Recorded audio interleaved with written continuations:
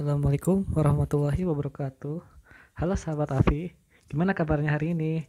Pastinya baik-baik saja. Oke, perkenalkan. Di sini ada Anggar, ada Maulida, dan saya sendiri, Alex. Langsung aja, check it out. Assalamualaikum warahmatullahi wabarakatuh. Alhamdulillah, pada kesempatan kali ini kita diberikan sehat walafiat oleh Allah Subhanahu wa taala. Baiklah, kami di sini dari kelompok 2 Akidah Filsafat Islam akan memberikan sedikit wawasan tentang tokoh filsafat yang ada pada abad 20, diantaranya yaitu Lacan, Popper, dan Adorno. Lacan yang bernama panjang yaitu Jacques Lacan, atau beliau nama panggilannya yaitu Jacques Lacan. Jacques Lacan ini lahir pada tanggal 13 April 1901. Beliau meninggal pada tanggal 9 September 1981. Pada umur 80 tahun, beliau adalah psikoanalis Prancis yang terkenal. Fokus utama studinya adalah ketidaksadaran yang sebelumnya diperkenalkan Freud. Lacan menggali kembali ketidaksadaran ini dengan bantuan model linguistik Saussure dan memusatkan kajiannya pada percakapan antara analis psikiater atau psikolog dan analisis pasien. Percakapan itu menurutnya merupakan seuntai rantai penanda-penanda. Penanda-penanda itu adalah mimpi, gejala neurosis, salah tindak, dan lainnya.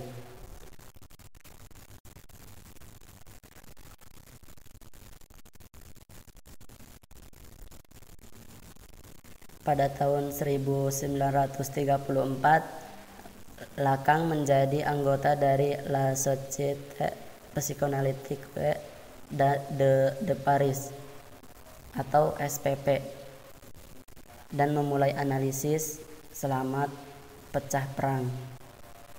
Selama pendudukan Nazi di Prancis, Lacan menghentikan semua kegiatan profesional resmi sebagai protes terhadap orang-orang yang disebut musuh-musuh umat manusia.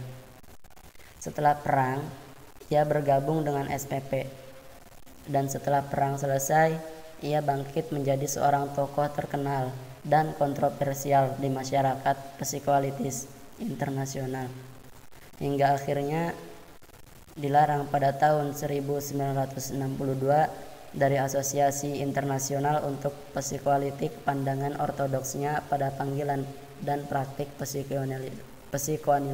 psikoanalisis. Namun, karirnya Lacan baik sebagai akademisi dan praktisi tidak berakhir dengan ekskomunikasi ini. Lacan menarik filsuf, ahli bahasa, dan pemikir lain pada sebuah seminar mingguan di gereja. Peran simbolik dalam karya Freud.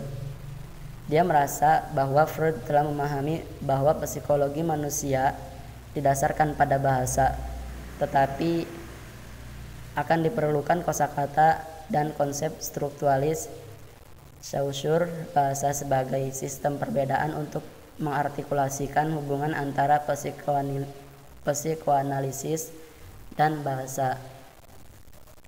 Dalam les psikosis seminar 3, Lacan mengklaim bahwa alam bawah sadar terstruktur seperti bahasa dan diatur oleh perintah penanda yang muncul dari setiap tindakan manusia dalam pengalamannya. Di antaranya simbol, gambar, representasi. Lacan seolah memperingatkan manusia akan dampak dari melihat gambar, seperti yang ditonton dari televisi, sebab memahami gambar bukan hal yang mudah. Setiap orang yang memiliki ego akan memandangnya secara berbeda. Ia pernah berkata, "Saya mengidentifikasi diri dalam bahasa tetap hanya dengan cara kehilangan diri di dalamnya, seperti layaknya sebuah objek. Apa yang diwujudkan dalam sejarah itu tidak pasti, karena tidak lagi atau bahkan baru saya sadari sekarang. Secara tidak sadar, itu membentuk saya pada masa depan." Dalam upaya meninjau kembali teori tentang subjektivitas yang diturunkan dari karya Sigmund Freud, Lacan membaca ulang Freud untuk memperjelas dan menghidupkan sekumpulan konsep, khususnya konsep ketidaksadaran. Teori tentang ego dalam diri manusia yang memunculkan ketidaksadaran manusia itu meluas ke berbagai bidang sosial dan kemanusiaan. Di Amerika dan di negara berbahasa Inggris lainnya berkembang pesat di bawah pengaruh Heinz Hartmann. Pada masa setelah Perang Besar, gerakan humanisme menjadi penting dan muncul pemahaman betapa pentingnya kesadaran manusia. Suatu keyakinan bahwa ego itu baik maupun buruknya berada di pusat kehidupan psikis manusia. Dengan penekanan strukturalis pada bahasa sebagai suatu sistem perbedaan tanpa pengertian positif, Lacan menonjolkan pentingnya bahasa dalam karta Freud. Akan tetapi, sebelum pendekatan strukturalis menjadi populer, pada tahun 1936, Lacan mengembangkan teori bayangan cermin yang bicara tentang kemampuan bayi berumur 6-18 bulan belum punya suara dapat mengenali bayangannya sendiri di cermin. Tindak pengenalan diri tidak menjadi jelas dengan sendirinya. Ini karena sang bayi akan melihat gambaran tersebut baik sebagai dirinya sendiri maupun bukan dirinya, hanya imaji yang terpantul. Pada usia itu, bayi belum memiliki konsep kesadaran diri. Kemudian pada usia setelahnya, setelah ia mulai berbahasa, disebut sebagai penanda adanya kesadaran diri. Dengan demikian, pembentukan ego terjadi, itulah pusat kesadaran. Pada tahun 1953, Lacan dalam diskursus Roma mengatakan manusia berbicara, tetapi simbollah yang membuatnya menjadi manusia.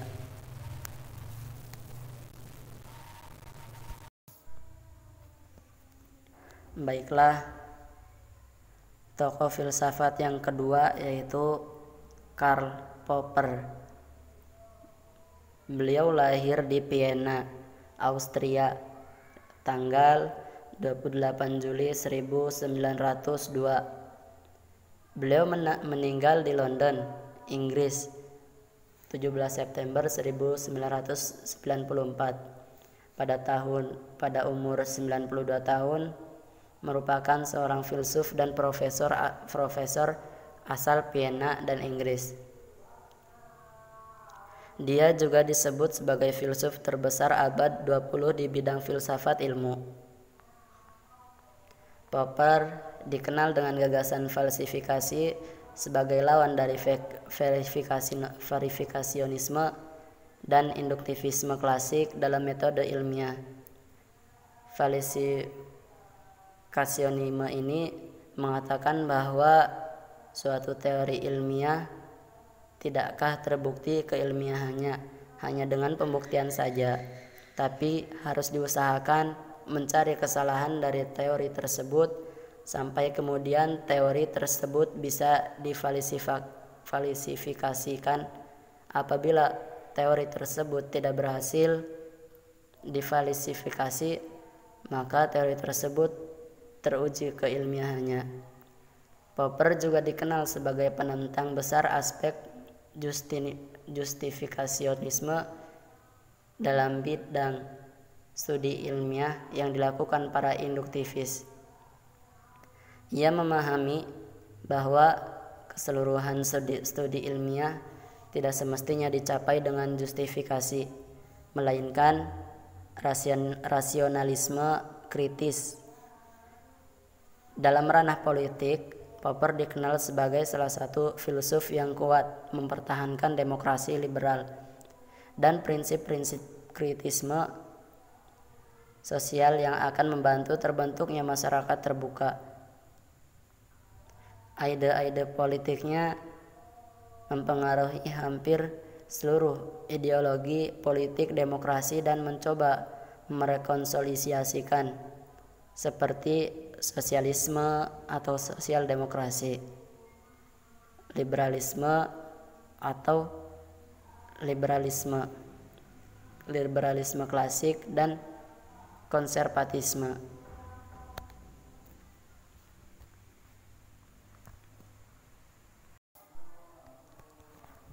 Nah, untuk tokoh filsafat yang terakhir yaitu Theodor Adorno. Beliau lahir pada tanggal 11 September 1903, meninggal pada tanggal 6 Agustus 1969 pada umur 65 tahun. Beliau adalah seorang sosiolog, filsuf, musikolog, dan komponis berkebangsaan Jerman pada abad 20. Salah satu sumbangannya terhadap masyarakat modern adalah kritiknya pada masyarakat modern sebagai bentuk penindasan terhadap manusia yang dilakukan kapitalisme. Salah satunya adalah industri musik yang bergeser dari nilai seni kepada konsumerisme.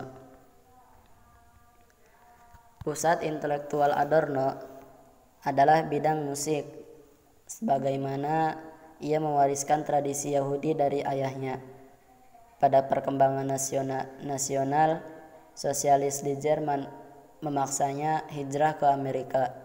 Kemudian bersama sahabatnya Max Horkheimer menulis karya Dialectic of Enlightenment sebagai usaha menerangi kegelapan masa modern. Selain itu, dia juga menulis artikel tentang budaya industri sebagai keprihatinannya terhadap budaya masyarakat. Adorno kembali ke Jerman pasca hura-hura dan pernah menggantikan Max Horkheimer sebagai direktur sekolah Frankfurt. Teori filsafatnya dalam karyanya bersama Max Horkheimer dalam buku berjudul Dialektika Pencerahan diawali dengan pertanyaan, mengapa umat manusia bukannya memasuki kondisi manusiawi yang sejati, malahan tenggelam dalam barbarisme baru. Salah satu pemikiran Theodor adalah tentang hubungan antara lingkungan dengan manusia. Adorno sendiri menjelaskan bahwa manusia menjadi rakus untuk mengambil sumber daya alam dengan teknologinya. Kondisi ini dinamakan Adorno sebagai negativitas total. Kondisi ini mencerminkan bahwa alam menguasai manusia akibat dari negativitas total. Maka kerusakan lingkungan merupakan akibat yang harus ditanggung oleh manusia itu sendiri. Ia memberi solusi agar manusia meninggalkan sifat ketamakan, yaitu mitos Odysseus dan pencerahan. Odysseus terkenal cerdas. Peristiwa yang terkenal adalah dalam perang Troya. Dia juga handal dalam dunia armada. Begitu cerdas Odysseus sehingga mampu mengelabuhi para dewa di Yunani. Odysseus sering lolos dari setiap persoalan hidupnya ketika dia melakukan perjalanan keluar istananya, Ithaka, dan meninggalkannya istrinya yang bernama Penelope. Walaupun usahanya untuk mengelabuhi pada dewa selalu berhasil, dia sendiri menyangkal esensi atau identitasnya sebagai Odysseus. Misalnya ketika dia diperhadapkan dengan raksasa mata satu, Cyclops, yang disuruh oleh Poseidon untuk membunuhnya, dia tidak mengatakan bahwa dirinya Odysseus dan justru menjawab bukan siapa-siapa, sehingga dia menyangkal identitasnya sama dengan manusia yang selalu ingin keluar dari persoalan hidupnya.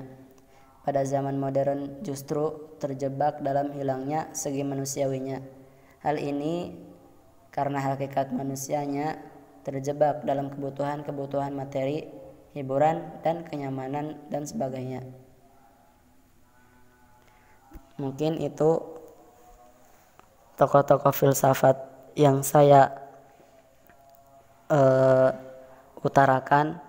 Kurang lebihnya mohon maaf. Wallahul muwaffiq ila aqwamit thoriq. Assalamualaikum warahmatullahi wabarakatuh.